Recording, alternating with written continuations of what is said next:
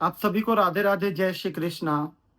और पता नहीं सारी परेशानियाँ मुझे ही क्यों भगवान दे देते हैं, शायद मैं उनके लिए ज़्यादा स्पेशल हूँ इसलिए दे देते हैं। अभी मैं आपको एक चीज़ बताता हूँ, परसों-नरसों की बात है, मैंने अपने एटीएम से कुछ पैसे निकाले हुए थे।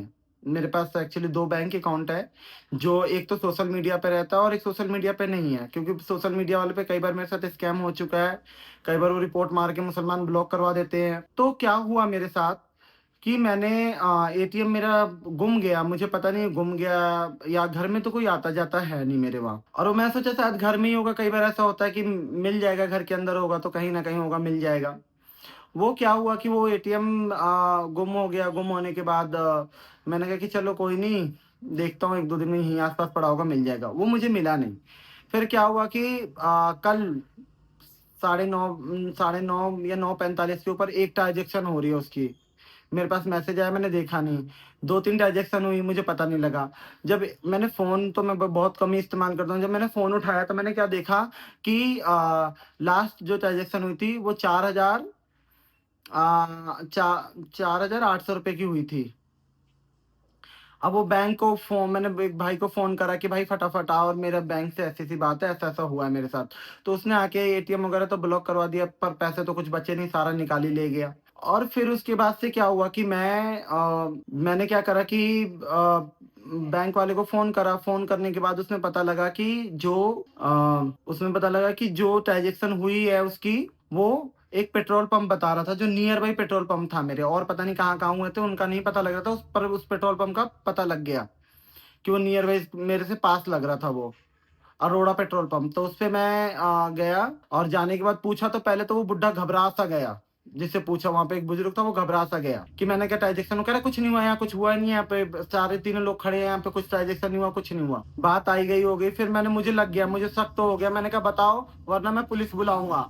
तो दूसरे वाले था, उसने ट्रांज़ैक्शन दिखाई तो उसमें तुरंत दिखा दिया कि 9 बज के 15 मिनट पे, सॉरी 10 बज के 13 मिनट पे वो ट्रांज़ैक्शन उसमें हुई थी, उसके जो वो आते हैं ना, क्या बोलते हैं जिसमें कार्ड स्वाइप करते हैं, उसमें।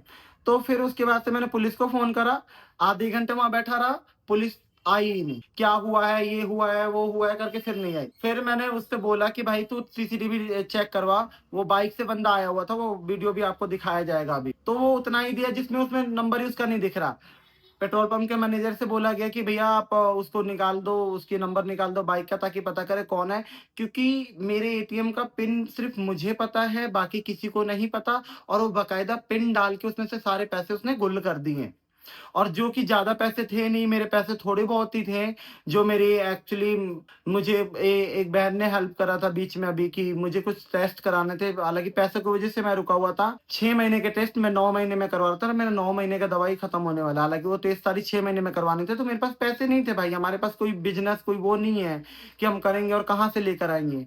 तो वो मुझे कुछ बहनों ने हेल्प करा था, कुछ भाइयों ने हेल्प करा, तो कुछ मिला के 30-40 हज़ार रुपए थे, जिसमें से 26-27 हज़ार का टेस्ट था, और बाकी 16-17 हज़ार की दवाइयाँ मेरी आ जाती हैं 3 महीने की। तो वो था, और उसके बाद से क्या हुआ कि मुझे बहुत मैं क्या बताऊँ कि मुझे बहुत दुःख तो हो रहा है, क्योंकि भई जिसका जाता है उसी को पता लगता है। फिर मैंने पुलिस को फिर सुबह जाके फ़ोन करा, पुलिस फिर कह रही कहाँ है, कैसे है, बदतमीज़ी से मुझे टोटली बदतमीज़ी से बात करी, कह रही ये थाना नहीं लगेगा, वो थाना नहीं लगेगा। मैंने बुलाया यहाँ तो वो पता नहीं कोई और पेट्रोल पंप पे ज चले गए। पुलिस वालों को एड्रेस नहीं पता यहाँ का। ये हाल है। ये दिल्ली, लंदन और पेरिस बनेगा ये। और उसके बाद से कोई मेरे साथ पिछली बार भी ऐसा हुआ। पिछली बार जब मुल्ला मुझे फ़ोन करके धमकी दे रहा है कि आपको मार दिया जाएगा, तो पुलिस वाला पता है क्या कह रहा है? जाइए, कुछ होगा तो बताइएगा, इस नंबर पे फ़ोन कर लिया हमने। आज तो ऐसी स्थिति थी कि आज मुझे कंप्लेंट करने भी नहीं दिया गया। मेरा नाम आप नोट कर लो, उन्होंने अपना कुछ नाम बताया, आप दोपहर 12 बजे आ जाओ। कभी शाम को, कभी 12 बजे, कभी इस पुलिस स्टेशन, कभी वहाँ, कभी इस वाले नंबर पे फ़ोन करो, कभी इस नंबर पे फ़ोन करो। और प्लस सलाह क्या दे रहे हैं कि आप तो अपना सारा चीज़ वृंदावन में कर लेना चाहिए। अरे वृंदावन में कर लेता तो अभी पता नहीं क्या से क्या हो जाता, यूपी में होता तो मैं। जो यहाँ पे मेरे साथ जो फ्रॉड हो रहा है और हुआ है।